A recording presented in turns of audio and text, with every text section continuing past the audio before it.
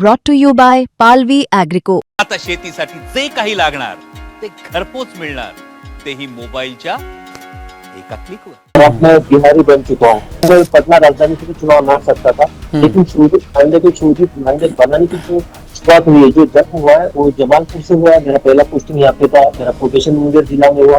मैं पटना राजधानी से चुनाव लड़ सकता था, लेकिन शोधित मानदेय बनाने की जो शुरुआत हुई है, जो जन्म हुआ है वो जमालपुर से हुआ है। मेरा पहला पोस्टिंग यहाँ पे था, मेरा प्रोफेशन मुंगेर जिला में हुआ। मेरी गाँव में माँ रहती है, गीता भाई पिताजी 3 साल पहले गुजर गए।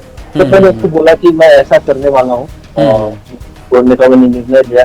तो उसका पहला वहां से सवाल था कि तुझे पेंशन तो मिलेंगे भाई।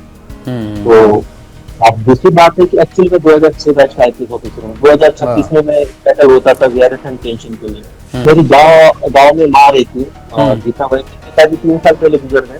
तो मैंने उसको बोला कि मैं ऐसा करने वाला हूँ, बोलने का मैंने निर्णय लिया। तो उसका पहला वहां से सवाल था कि तुझे पेंशन तो मिलेंगे भाई।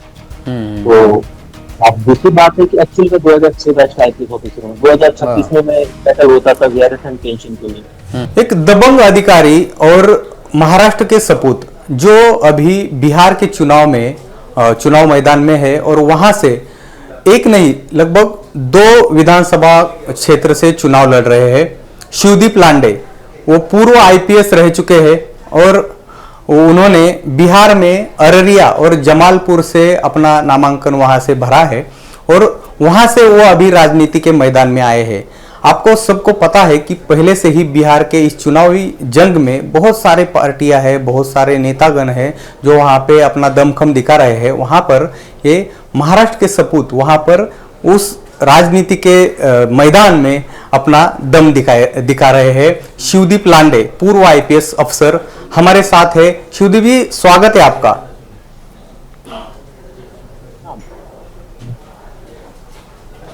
शिवदीप जी स्वागत है आपका।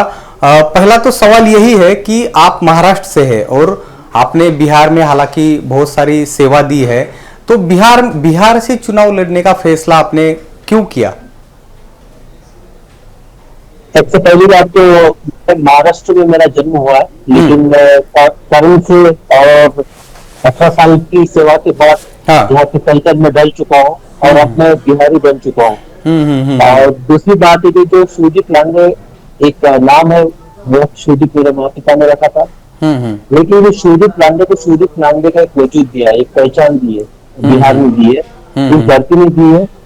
और इस धरती को अब 78 साल के बाद जब देखा हूँ, मेरे 18 साल की एक्सपीरियंस है उसके बाद, तो मुझे लगा कि नहीं, यहाँ पे जो एक गरीबी और जो human right index, human development index में निचले पायदान पे है, तो मुझे लगा कि नहीं, यहाँ पे अगर मैं खुद के लिए जुड़ूंगा ये होगा कि मैं इस धरती के लिए कुछ नहीं कर पाया हूँ, लेकिन माटी का कर्ज उतारने के लिए मैंने सोचा कि नहीं, बिहार के लिए कुछ करना चाहिए, इसलिए मैंने मेरा अच्छा और हाँ राजनीति में होता हूँ। अच्छा और मतलब बड़े बड़े नेता भी पहली बार जब चुनाव के मैदान में उतरते हैं तब वो भी नहीं सोचते कि हम 2 जगह से चुनाव लड़े, लेकिन आपने पहली बार कदम रखा इसमें और पहली बार में आप बिहार के जमालपुर और अररिया से चुनाव लड़ रहे हैं। तो ये पहले तो ये 2 स्थानों से चुनाव लड़ने का निर्णय क्यों लिया और ये 2 स्थान ही क्यों आपने चुने?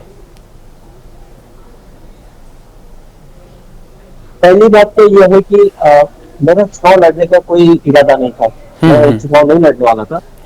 तो यहाँ की जो बिहार की दशा और दिशा बदल हुई है, तो आपको यहाँ के सरकार ने आपके जो एक जनरेशन वाले लौटे वो लाना जरूरी थे। वहाँ पे बिहार एक क्रांति की भूमि रही है।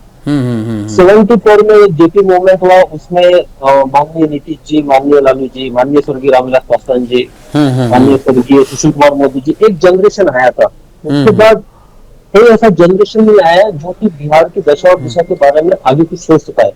जो भी अभी फिलहाल में राजनीति कर रहे हैं वो एक लीगेसी लेके राजनीति कर रहे हैं, बाहुबल के लीगेसी के साथ है, कोई अपने क्रिमिनल रिकॉर्ड्स के साथ में है। तो मुझे लगा कि मुझे यहाँ पे जनरेशन आनी चाहिए।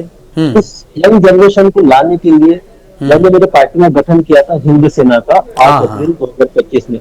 हालांकि मुझे लगा कि हाँ, मेरे पार्टी का रजिस्ट्रेशन होना चाहिए था, लेकिन फिर कहने के बाद में जब वो रजिस्ट्रेशन के प्रोसेस में रह गया और मुझे नहीं मिला रजिस्ट्रेशन, मेरे पास रजिस्ट्रेशन नहीं था, तो ऑब्वियसली सिंबल नहीं था, सिंबल में तो ऑब्वियसली तो था कि उसका पार्टी का एक बैंक अकाउंट भी नहीं होगा, तो मैं लोगों को अपील करके फाइनेंस भी खड़ा नहीं कर सकता था, तो मेरी पार्टी तो इस चुनाव में नहीं लड़ सकती थी। फिर मेरे जो साथी उन्होंने सभी ने कहा कि सर, और मैं ये बता दूं आपको कि 74 सीट ऐसी थी जो मैंने आइडेंटिफाई की थी जहाँ पर मैं यंग युवाओं को खड़ा करने वाला था। वहाँ पे तो 240 पे करते थे।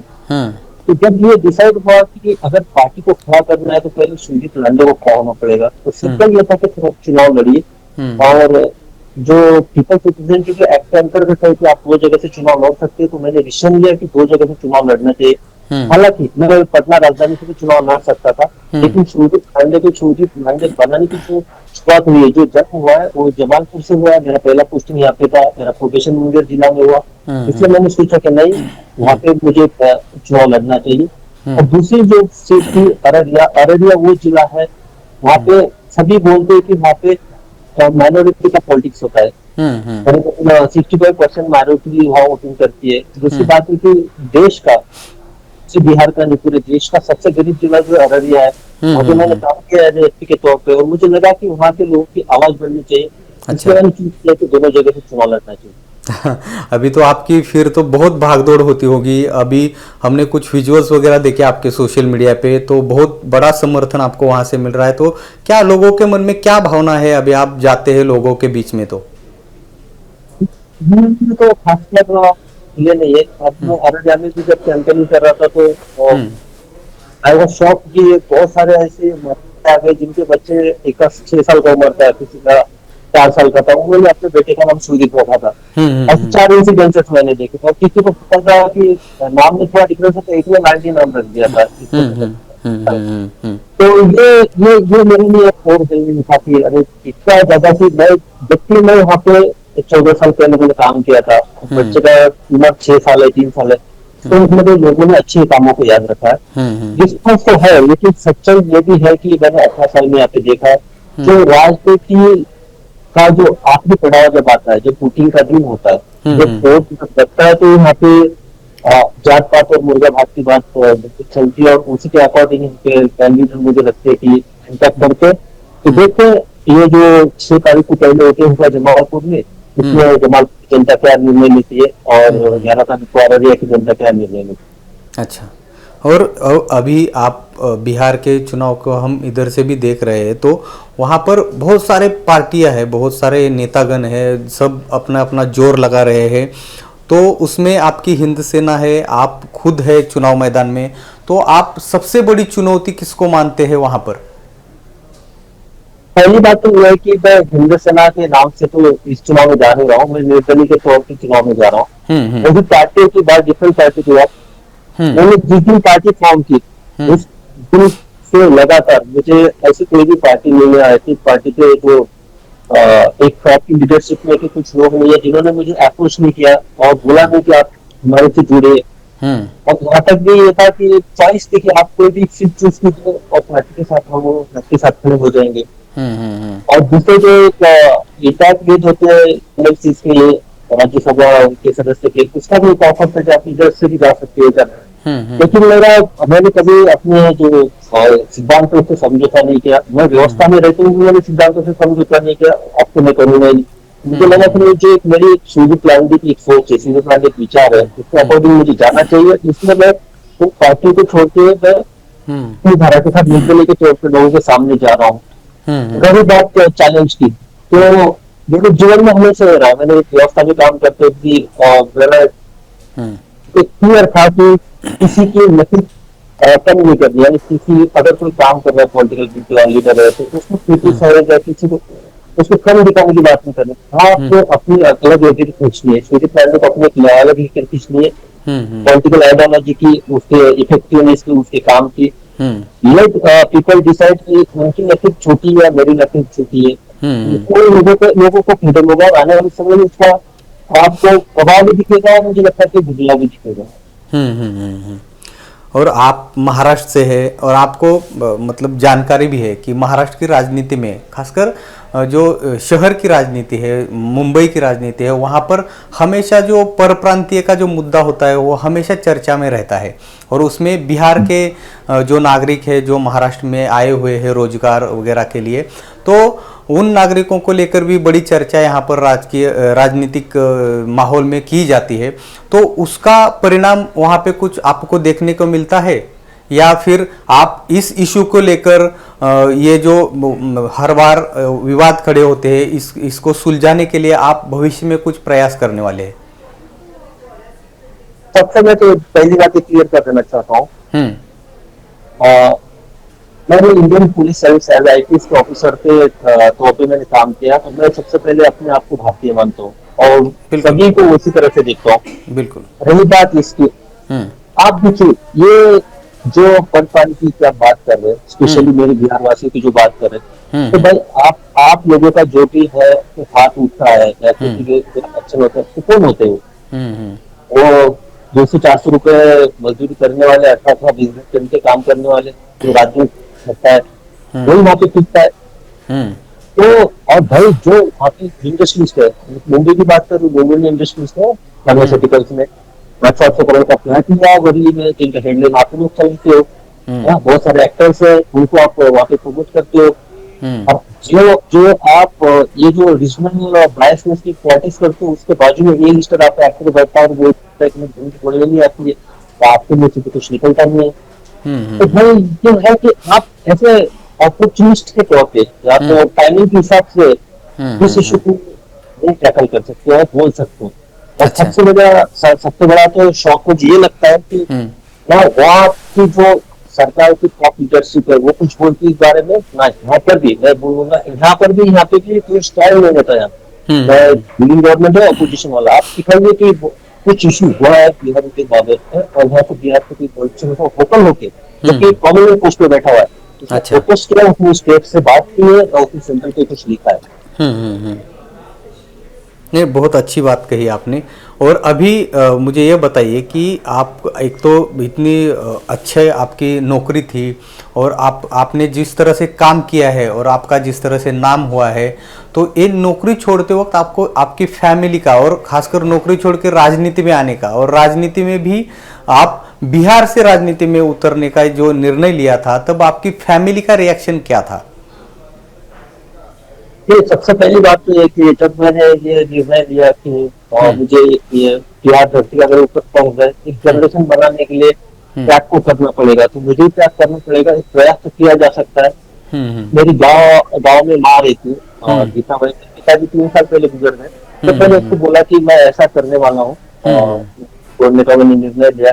तो उसका पहला वहां से सवाल था कि पेंशन तो मिलेंगे। तो अब दूसरी बात है कि एक्चुअली में 2006 बैच का आईपीएस ऑफिसर हूँ, 2026 में मैं पैनल होता था वीआरएस एंड पेंशन के लिए। अगर मैं और 1 साल रुक करता पेंशन के लिए, तो मुझे नहीं लगता कि ये जो अभी पॉलिटिकली डायनामिक्स यहाँ पे चेंज हो रहे हैं, इसमें मैं जो युवाओं को चांस देना चाहता था, जो युवाओं का एक बीजारोपण करना चाहता था, तो नहीं हो पाता था।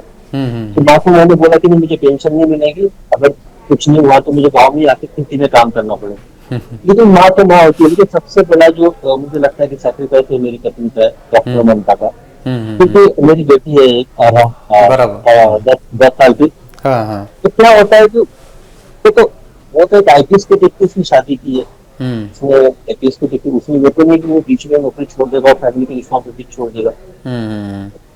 अपना दिलगी के साथ बताया कि नहीं, आपका मैंने नजदीक से देखा है, आपका जो लाइफ वो डिवोटेड है सोसाइटी के लिए, बेटी की जिम्मेदारी मैं उठा लूंगी, आपको जो करना है आप बिहार में कीजिए। अब देखिए हर मोमेंट पे वो मेरे साथ में रहती है, वहाँ पर अपनी फैमिली को संभालते आते रहती है। डेफिनेटली अगर मुझे फैमिली सपोर्ट नहीं करती थी, विशेषकर मेरी पत्नी अगर मेरे पीछे खड़ी नहीं होती थी इस डिसीजन में, तो मैं डिसीजन नहीं ले सकता था। और अभी आखिर जाते जाते आखिरी सवाल यही है कि अगर इस चुनाव में आप सफल हुए और असफल हुए, दोनों ऑप्शन हो सकते हैं, कोई भी हो सकता है, चुनाव है, राजनीति है, तो आगे का प्लान क्या है आपका? सफल और असफल की बात नहीं होती है, वो और मेरे खून में तो है नहीं, मैं रिजल्ट का ये नहीं करता हूँ कि रिजल्ट क्या होगा कर। मैंने पुलिस में भी जब कोई ऑपरेशन मेरे हुए, मैं नक्सल को जब पीक पे था यहाँ पे, तब नक्सल डिस्ट्रिक्ट में पोस्टिंग हुई, तो मैं हमेशा ऑपरेशन ऑपरेशन में बिलीव करता था, ऑपरेशन पहला अटैक करना। तो फिर यहाँ पर भी मैं तो खुद पढ़ा हूँ, रिजल्ट सबसे कर सकते लोगों के हाथ में, जब आएगा तो उसको देखा जाएगा। लेकिन एक बात मैं क्लियर कर देना चाहता हूँ कि मेरे खून में संघर्ष है, और मैं लड़ाई हार जीत के बदौलत उसी मोमेंट पे नहीं छोड़ता हूँ। मैं अगर सर्विस छोड़ा हो 13-14 साल पहले, अगर सर्विस छोड़ी है तो 13-14 साल तक तो मैं और संघर्ष करूंगा यहाँ पे। आने वाला समय बताएगा, लोगों का उम्मीद रहेगा क्या होगा। चलिए, बहुत बहुत धन्यवाद शिवदीप जी, आपने हमसे संवाद किया और आपकी इस संघर्ष को निश्चित तौर पर सफलता मिलेगी, ऐसी हम भी शुभकामनाएं आपको देते हैं। और आपने हमसे संवाद किया, इसलिए आपका बहुत बहुत धन्यवाद।